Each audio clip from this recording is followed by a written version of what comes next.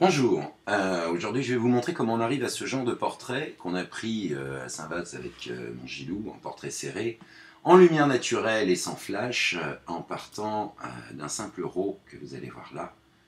Voilà, avec des outils assez simples dans Photoshop qui se rapprochent énormément de ce qu'on pourrait faire avec un agrandisseur. Vous allez voir qu'en 10-15 minutes, on peut obtenir un portrait très sympa, comme si on l'avait fait presque probablement en studio, ce qui n'est absolument pas le cas, et en shootant de façon très serrée les gens.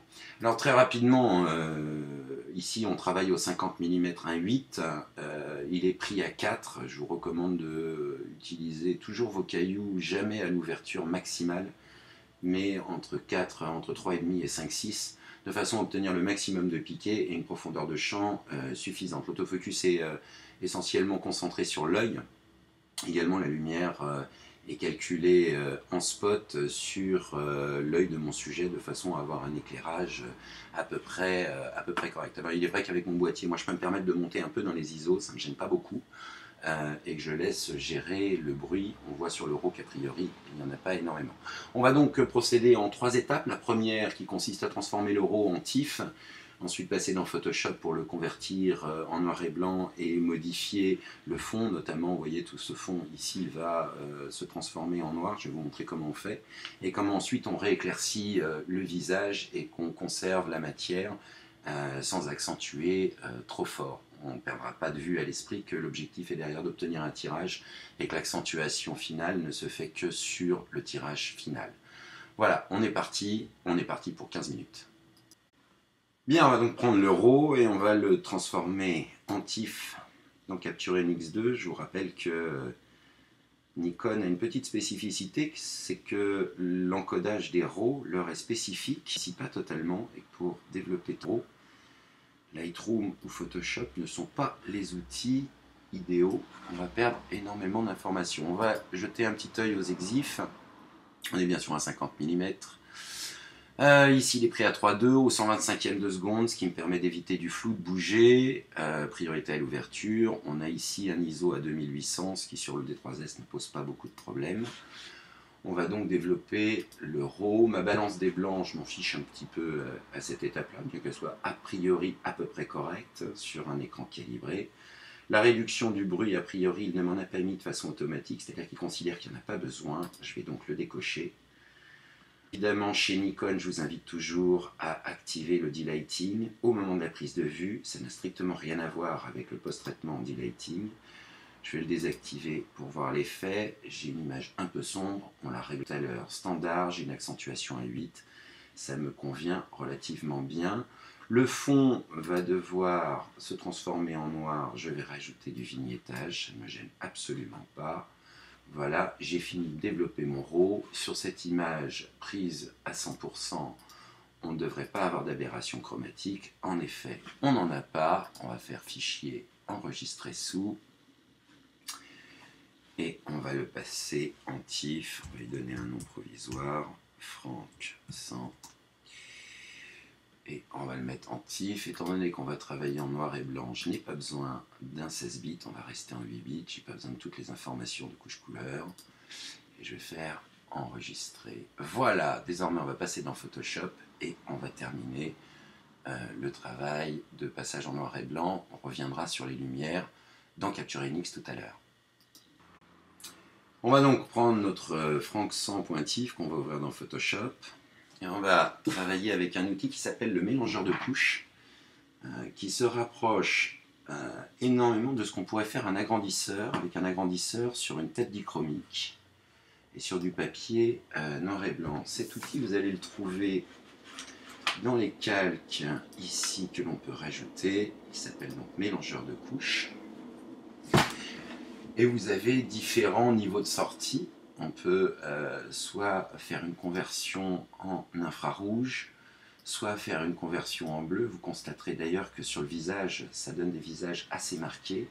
Si je prends par exemple un filtre rouge, vous allez voir qu'on a des visages beaucoup plus nets. En revanche, mon fond est beaucoup plus clair que si je le passe en infrarouge. Je vais donc conserver l'infrarouge et je vais utiliser mon masque de fusion avec mon pinceau et on va bien évidemment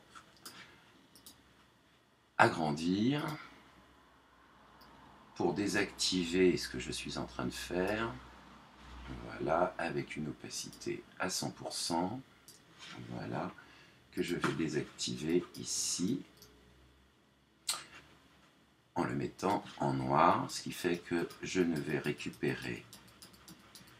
appliquer le filtre que sur le fond et conserver l'information couleur sur le visage. Voilà, on n'est plus bien loin de la chose. Je vais refaire un deuxième mélangeur de couches sur ce qui n'a pas été appliqué. Et cette fois, on va lui appliquer un filtre orange, ce qui sera entre le rouge et le bleu, de façon à avoir une peau pas trop marquée. En l'occurrence ici, on en a suffisamment. Voilà. Ça, c'est la première étape. Je vais donc aplatir mes calques, dupliquer le calque de façon à ne pas être destructif et ne pas travailler. On va très rapidement au pinceau dégager. Voilà.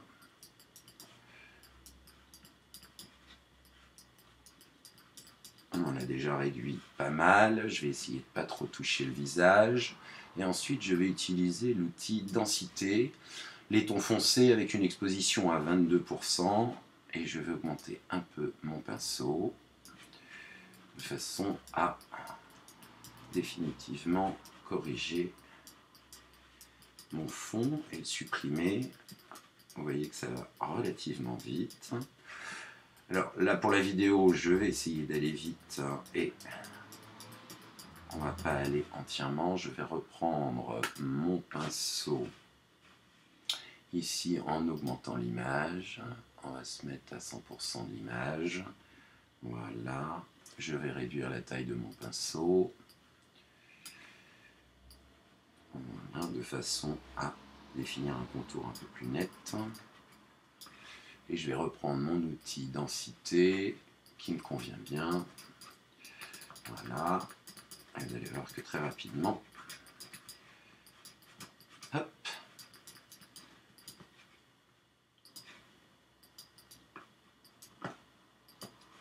et voilà. Le visage est bien, il est parfait. Ici, on va encore assombrir un petit peu. Voilà, ici on va assombrir également encore un peu. Voilà, la transformation en noir et blanc est finie. On va pouvoir retourner dans Capture NX. On pourrait continuer d'ailleurs le même travail dans Photoshop avec d'autres outils. Mais je suis plus à l'aise sur Photoshop. Ici on a encore un petit peu de blanc, on va aller très vite. Hop. Voilà, un petit outil densité histoire de faire un dégradé. Je peux aplatir mes calques. Tant que j'y suis, je vais le transformer en Adobe RGB. Je vous recommande d'ailleurs l'Adobe RGB pour toutes les publications sur Facebook. C'est le seul espace couleur qui ne soit pas modifié par Facebook. Je ne sais pas pourquoi, on peut faire comme ça. Voilà. On va enregistrer le fichier. Et on va retourner dans Capture NX2. On va laisser travailler Photoshop. Voilà. On va donc reprendre le fichier qui nous sort tout droit de Photoshop. On va le relancer dans Capture NX2. On va attendre que Capture NX2 ait fini de le mettre en cache. Voilà. On va créer une nouvelle étape et on va utiliser des masques. Alors j'aime bien Capture NX2 parce que ça permet très rapidement de faire des masques assez simples sans s'emmerder avec le détourage. Je vais vous montrer comment on rééclaircit le visage. Alors il y a deux possibilités, deux outils que j'aime bien utiliser. Le premier c'est le delighting, je vais essayer de vous montrer les deux. Le deuxième c'est d'utiliser un tonal contraste en le superposant avec l'image. Je vais donc sélectionner la zone qui m'intéresse. Elle va apparaître en vert. Voilà, je veux impérativement que les yeux soient maximum. Je vais enlever ce qui pourrait me gêner du masque. Je ne veux pas l'appliquer sur les zones qui sont sombres, puisqu'on s'est embêté à les faire. Voilà. On va enlever ça. Parfait. Là, on commence à avoir un détourage assez sympathique. On va en rajouter ici. Voilà. Parfait. Alors, je vous disais l'outil d'e-lighting. On va voir l'effet assez rapidement. On va l'utiliser en qualité supérieure, toujours. Je vais pouvoir régler mes basses lumières jusqu'à obtenir le contraste qui m'intéresse. Je vous montre avant, je vous montre après.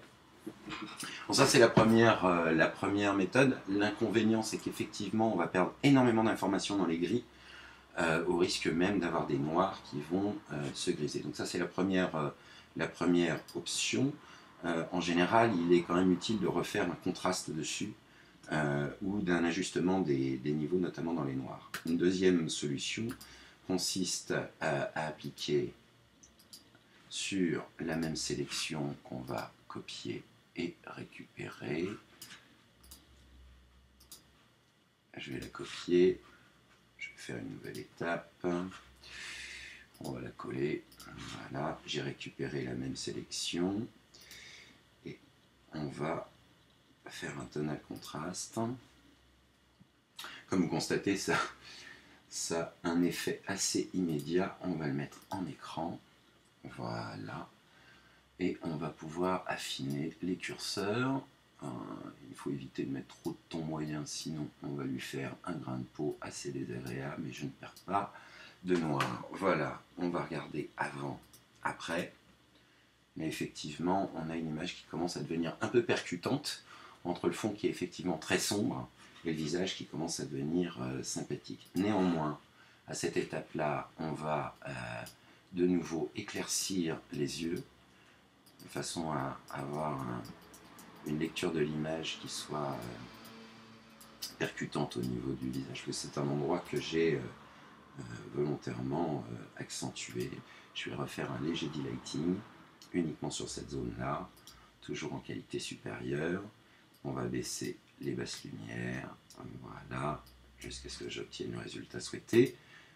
Voilà, et j'ai effectivement un regard un peu plus percutant. À ce stade, on peut encore ajouter un petit peu d'accentuation. On va le faire toujours au pinceau, rapidement. Je n'ai pas envie d'accentuer le grain de peau, j'ai juste envie d'accentuer les yeux et les cils notamment, et un petit peu la barbe, voilà, avec les lèvres. Cette zone-là me convient bien. J'ai tendance à utiliser un passe-peau. Sur des fichiers 12 millions de pixels, on ne dépassera pas les 3. Et on va l'incruster. Voilà. Si je regarde avant, après, on a effectivement une image beaucoup plus nette et qui ne m'a pas augmenté le grain dans l'image. Alors, à ce stade, l'image est quasiment terminée. Il y aura encore quelques petites pétouilles ici à améliorer. On peut les faire très rapidement dans Capture NX2. En l'occurrence, on va désélectionner le visage. Voilà. Comme vous constatez, je vais quand même relativement vite dans mes sélections. Et je vais lui appliquer un filtre que je sais obscurcir le reste et qui va me donner en plus un effet légèrement flouté. Voilà.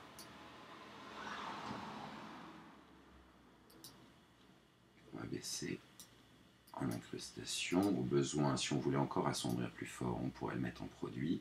C'est un peu fort, j'aurais beaucoup trop de contraste. On va le laisser en normal. Voilà, l'image est à peu près terminée. Voilà comment en 10 minutes on fait ce genre de portrait en lumière naturelle, sans flash. Là-dessus, je vous souhaite tous une bonne journée. Il ne restait plus qu'à le convertir en JPEG.